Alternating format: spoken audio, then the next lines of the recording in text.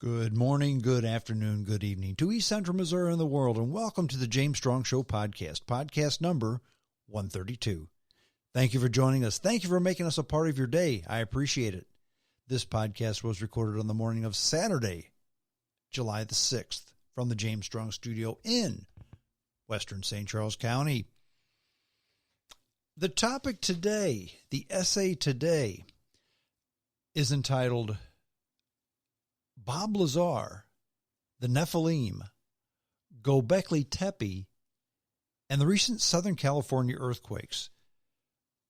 Now, many of you may be scratching your head.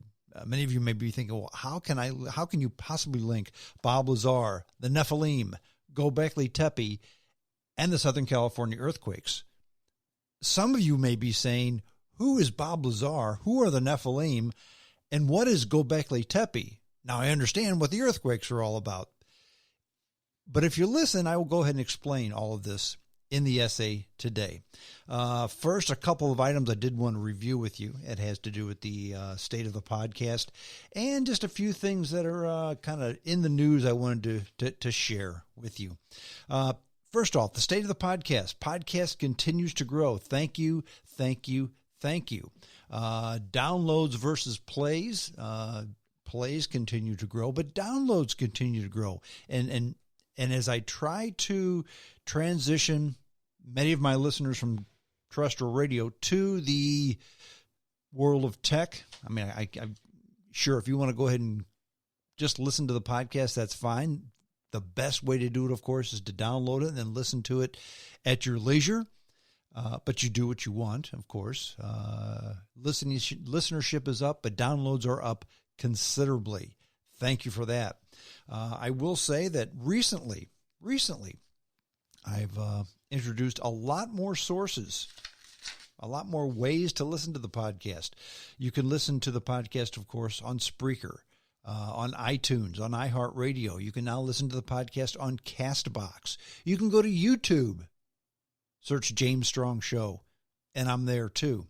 SoundCloud, Spotify, Tumblr, Google Play. Google Play says I'm on there, but I can't find it yet. So I'm not ready to say Google Play yet, even though I've gotten the okay from Google Play, and they've announced that I'm now part of their podcast. I've not found my stuff on their site yet, but I'll keep you posted on that. I'm on Pinterest. I'm on Instagram. I'm on a lot of places that I didn't used to be.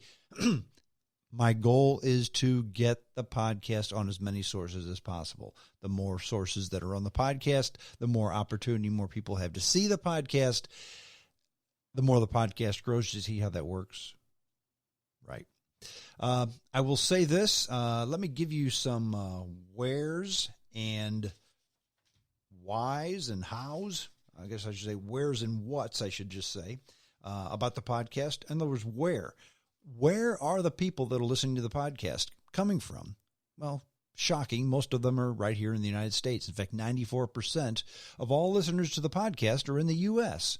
But here's how things have changed, and here's how things have changed big time.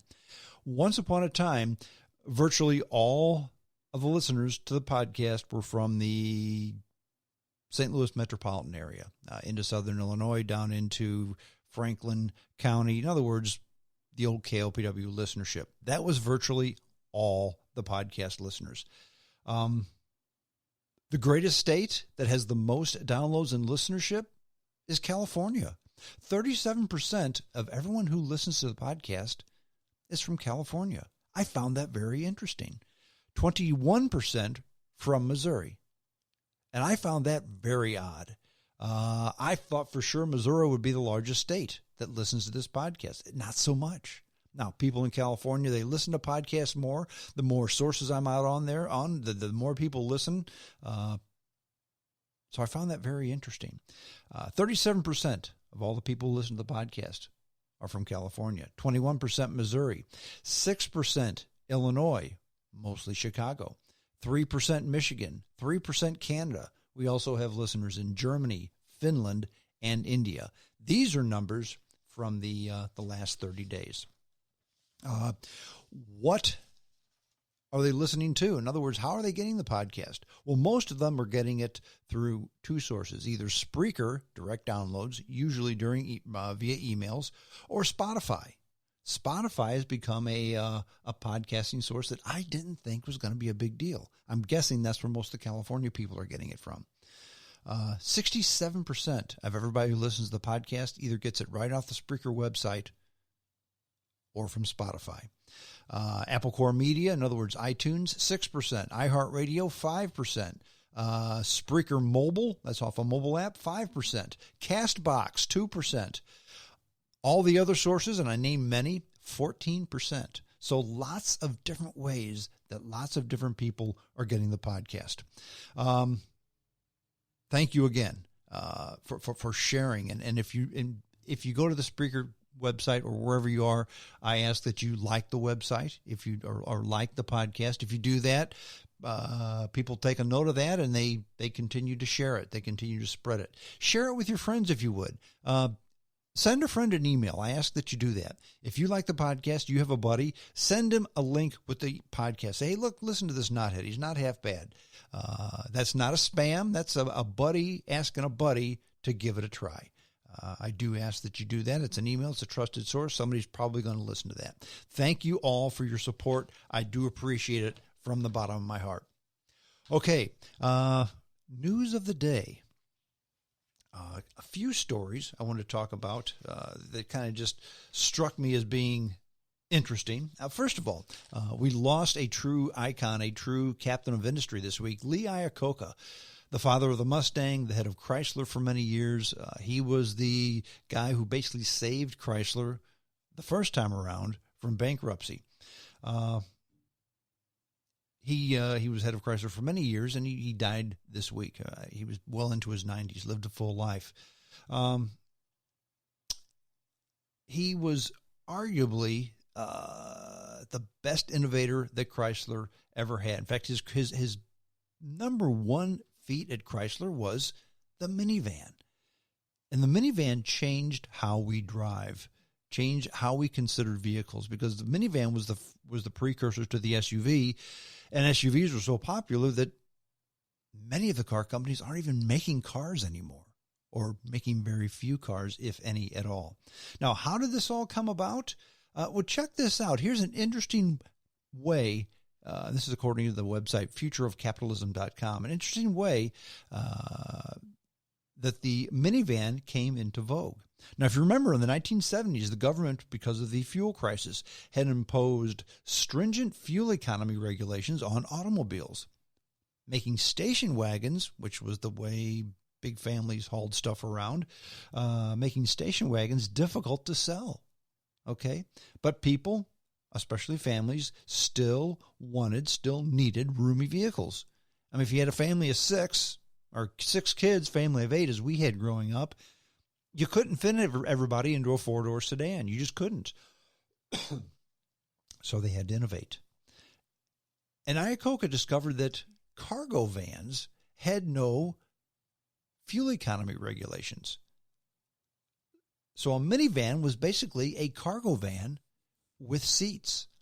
No fuel economy restrictions. And if you remember, number two, the two things that hurt the U.S. auto industry in the 70s, number one, were the fuel economy standards, because the American cars were bigger than the imports, especially from Japan. And the fuel had gone from $0.25 a gallon to $1 a gallon. Okay, so they were expensive to run.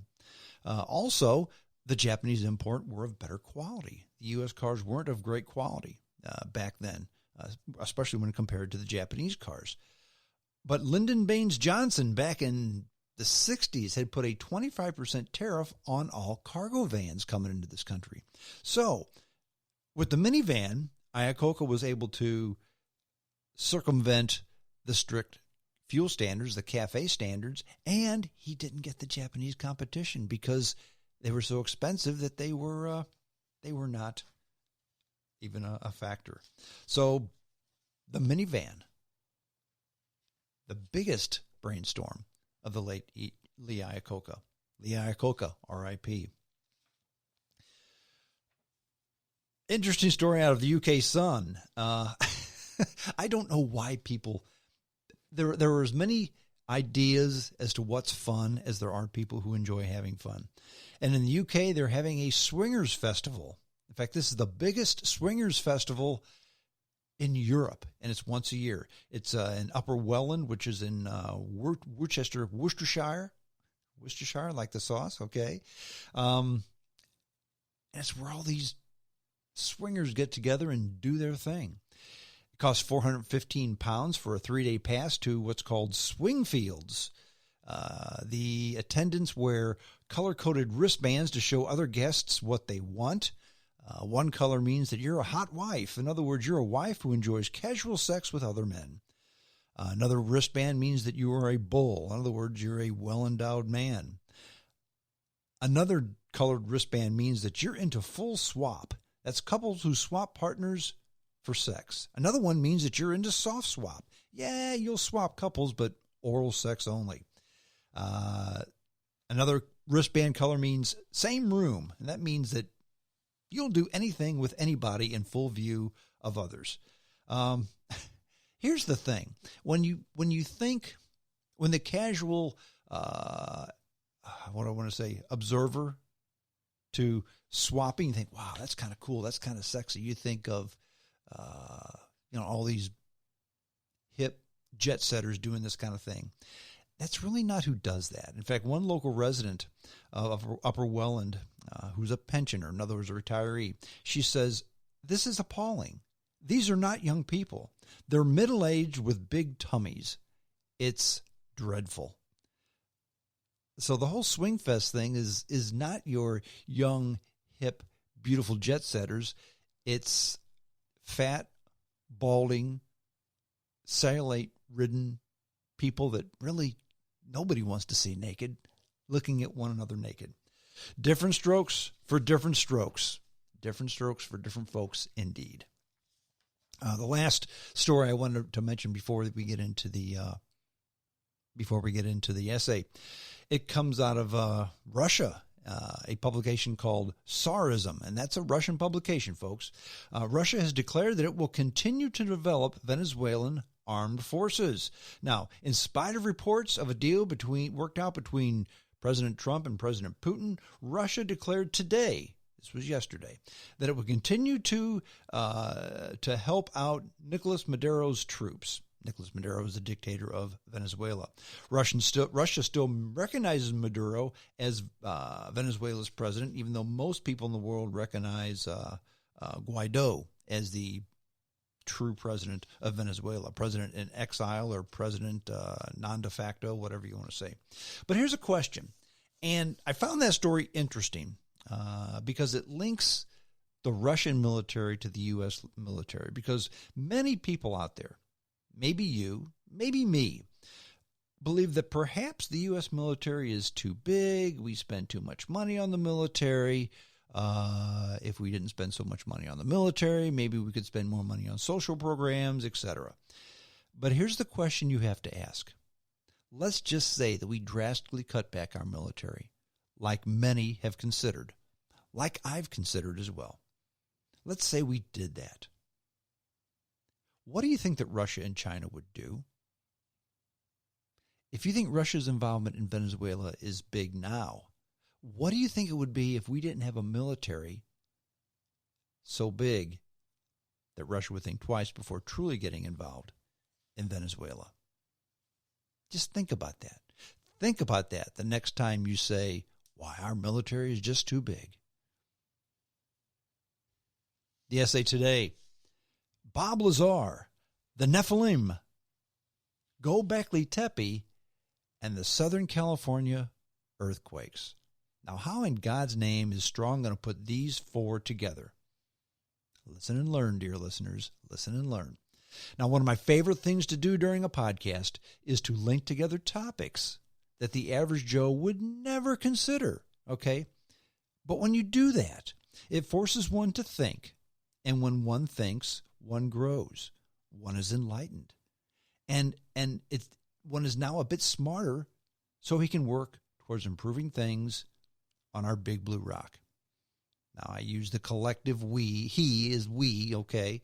And big blue rock, that's not something I made up. That's That's a Connie Willis term. Connie Willis, a talk show host and podcaster. And so today I will link Bob Lazar, the Nephilim, Gobekli